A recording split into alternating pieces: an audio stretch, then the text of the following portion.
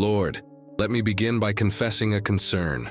What if I'm wasting the most precious gift you've given me? What if the time that slips through my fingers like sand is silent proof that I haven't learned to live as I should?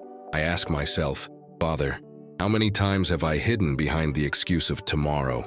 How many times have I told myself I'd pray later, forgive another day, love more intensely when I had more time? But what if that time never comes? I feel like I live in a strange paradox. On one hand, I run as if I were eternal, making plans for decades ahead, dreaming of distant achievements.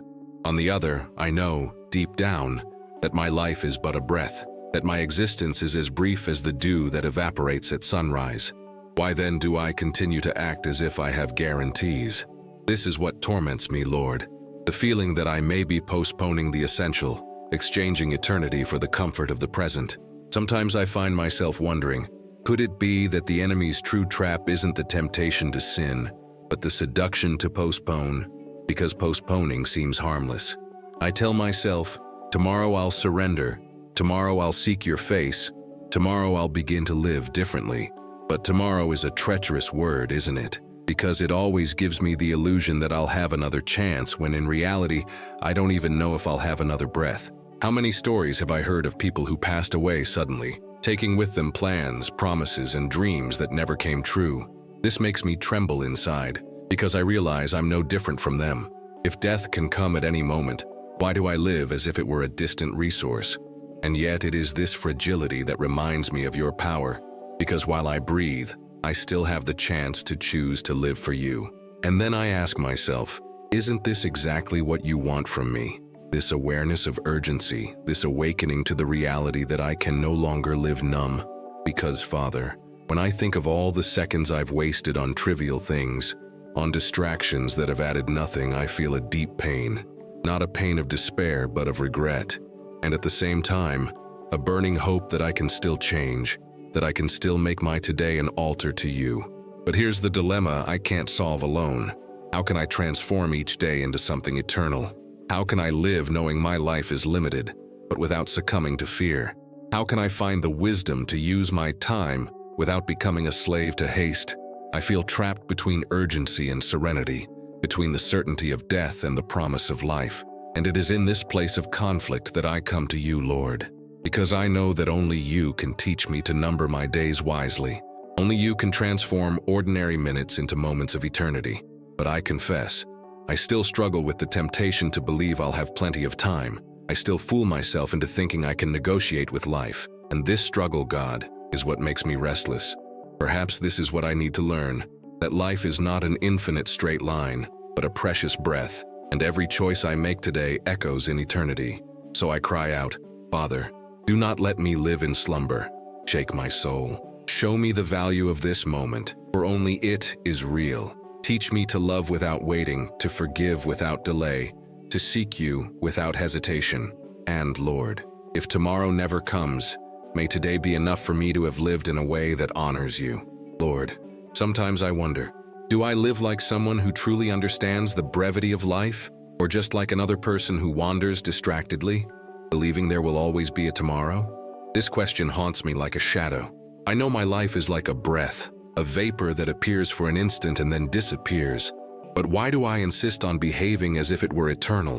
Why do I allow myself to be deceived by the illusion that the future is always guaranteed? It's strange, Father. I know I have no control over even the next minute, but I continue to act as if I can control every detail of my destiny. I make plans, organize schedules, dream of projects that take years to complete, when in reality, I don't know if I'll even be alive tomorrow.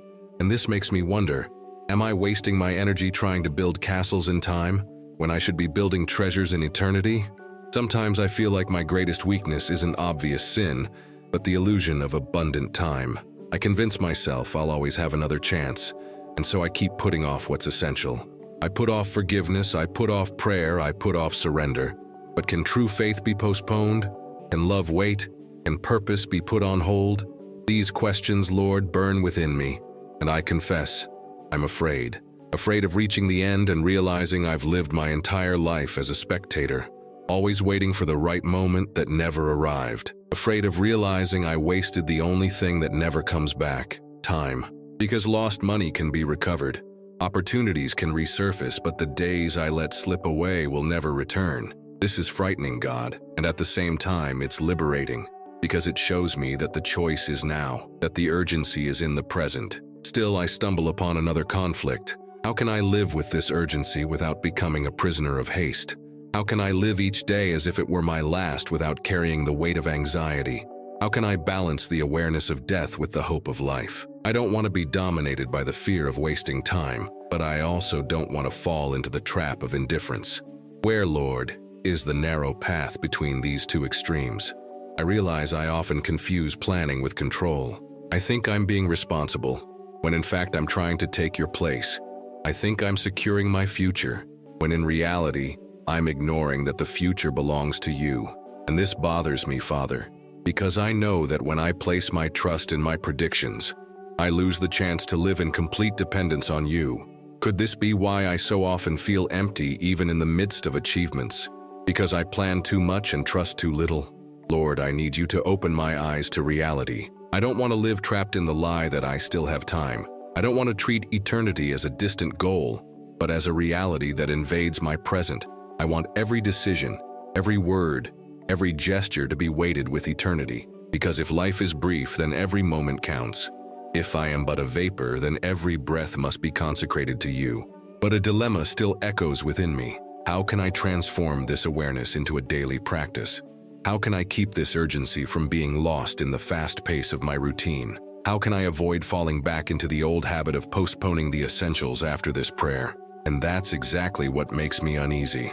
Knowing that I may be living with a faith that's theoretical, but not practical. A faith that understands the truth, but doesn't apply it. And this gap between knowing and living, between theory and practice, is the space where an entire life is lost. Therefore, Lord, I ask you, awaken me, not just now in this moment of prayer, but tomorrow when I wake up, and the day after that too. Do not allow me to fall again into the illusion of later.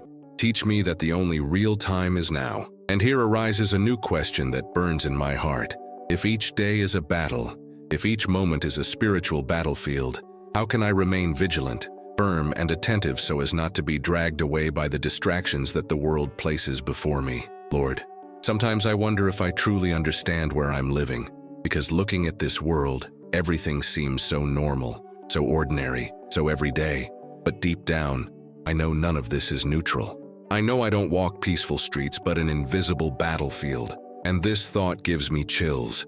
Every word I say, every decision I make, every silence I keep carries the weight of eternity. So why do I still live as if it were just another day? I feel, Father, that the enemy doesn't need to destroy me so clearly. He just needs to distract me. He just needs to fill my mind with petty worries, with promises of immediate pleasure, with the constant noise of haste. And the worst part is, it works. How many times, Lord, have I realized that hours have passed, days have gone by, and I haven't even sought you? It's as if the enemy hasn't taken anything from me, but has stolen everything. My time, my attention, my life. And I wonder, isn't this exactly how we lose spiritual battles? Not through major setbacks, but through small distractions that accumulate until they suffocate our soul?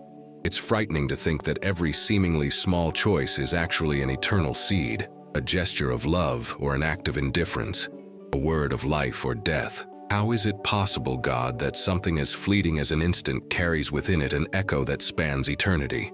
This is the truth I often shy away from facing. And here a conflict arises within me. How can I live consciously in this war without being paralyzed by fear? Because while I know that every step counts, I also know that I don't have the strength within myself to win. I stumble, I get distracted, I fall. So does victory depend on me, or does it depend entirely on you? Is my part merely to choose and your part to sustain? Father, when I look around, I see a culture that pushes me away from you at every turn. Voices say, relax, it's not that serious, or you can dedicate yourself to God later. But deep down, I know this is a lie, because every time I postpone, every time I give in to weariness, it's as if I'm handing over territory to the enemy. Small concessions, small oversights that turn into huge chains. Is this how so many men and women lose themselves without realizing it? Not in a single misstep, but in thousands of small distracted steps? Lord, I don't want to be just another person swept along by the flow. I don't want to be just a victim of routine, anesthetized by the automatic. I want to be awake, vigilant, attentive, but I confess, it's so much easier to let go. It's so much simpler to give in to inertia. So I cry out to you, break this tendency to fall asleep within me. Place within my heart a flame that keeps me alert, even when everything around me invites me to spiritual slumber. And I wonder, isn't true courage precisely in this? Choosing each day to be faithful in small things, even when the world doesn't see, even when it seems to make no difference? Because perhaps it's in the silence of the bedroom, in hidden decisions, in secret thoughts, that the greatest battles are won or lost. But I still have a question, Lord. If life is a war, how can I fight without becoming hard, without losing my tenderness, without letting the fear of falling rob me of the joy of living? How can I find a balance between vigilance and rest, between steadfastness and love? Father, I know I need you more than ever. I know that without your armor, without your wisdom, without your voice, I have no chance. But if you are with me, then every step, every choice, every moment can be an act of victory. Lord, how did you manage to live among us with such urgency and at the same time with such peace? It baffles me, because when I think of urgency, I imagine rushing, anxiety, fear of running out of time. But in you, Jesus, urgency was different. It wasn't born of desperation, but of purpose. You walked knowing that every minute mattered, and yet you didn't waste a single one in useless haste. How did you do it? I see in the Gospels that you never wasted opportunities. Every encounter, every look, every word was charged with eternity. There were no chance encounters for you. The leper who crossed your path, the woman who touched your garment, the blind man by the roadside, the Samaritan at the well, they were all part of a greater mission. And here's what strikes me. You knew time was short, that night was approaching, and yet you didn't rush people. You had time to listen, time to look into their eyes, time to love. Lord, how can I live like this if within me a sense of urgency so often mingles with anxiety? I realize the difference lies in focus. You lived with your eyes on the Father, and that's why not a single second was wasted. But I, Lord, so often live with my eyes on myself. That's why I rush, get distracted, and get lost. Because I seek to fulfill my own agenda instead of aligning with yours.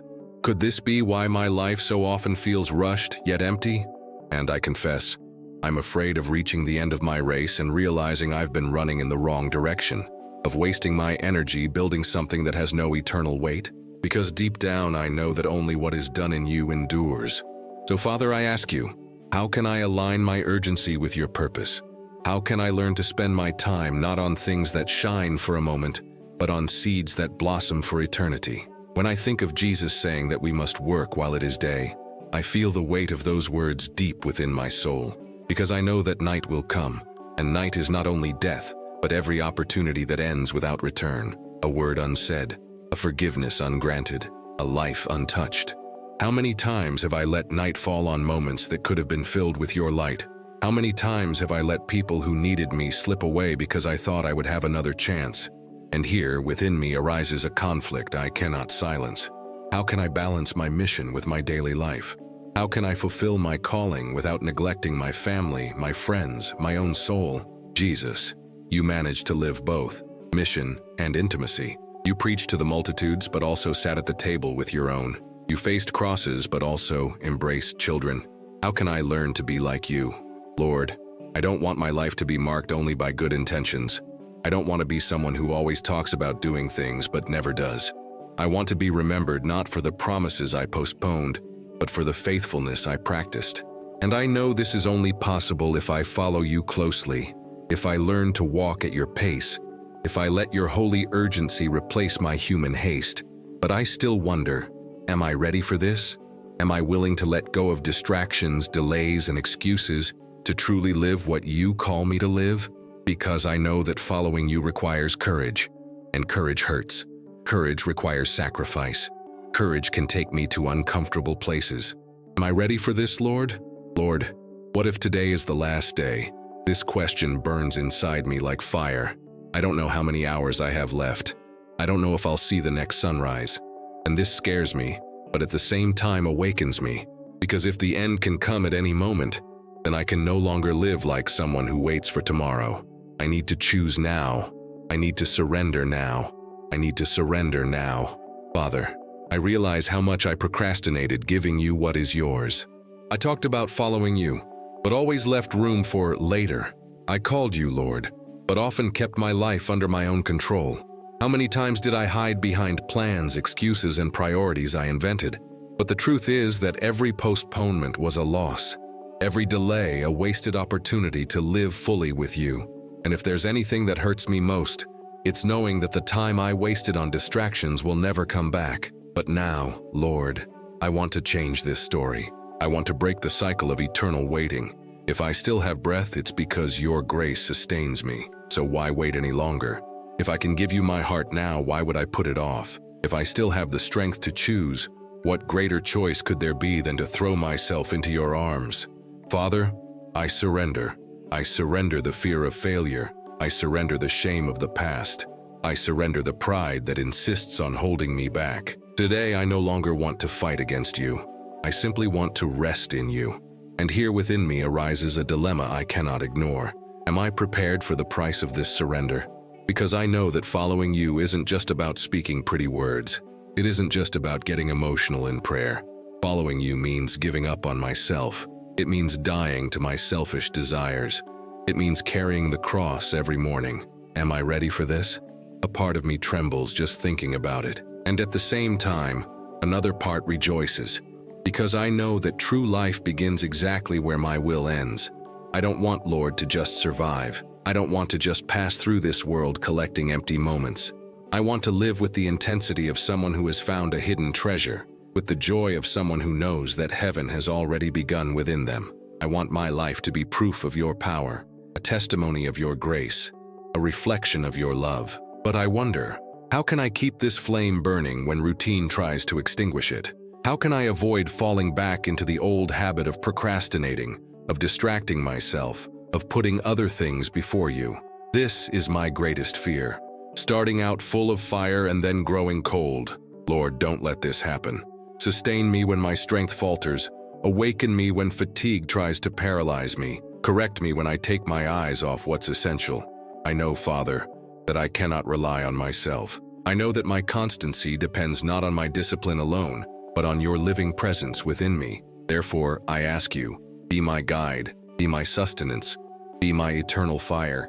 If at any moment I falter, may your voice be stronger than any temptation. If at any moment I think of giving up, remind me of the cross. Remind me of the price Jesus paid. Remind me that I am not alone. Today I decide.